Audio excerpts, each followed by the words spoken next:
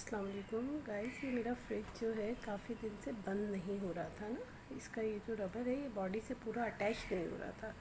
मैंने नेट पे काफ़ी आइडियाज़ देखे कि किसी ने कहा यूँ करें, गर्म पानी डालें, फलां करें, सब किया मैंने, कुछ भी फ़ायदा नहीं हुआ।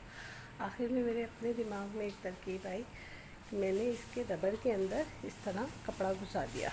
ठीक है, अब मैं फ्रिज बंद करती हूँ तो बिल्कुल ठीक बंद होता है और मेरी कूलिंग बिल्कुल अब सेफ़ रहती है, ज़ाया नहीं होती। अगर आप में से भी किसी को ये प्रॉब्लम है तो प्लीज़ ट्राई करें, इंशाल्लाह फ़ायदा होगा।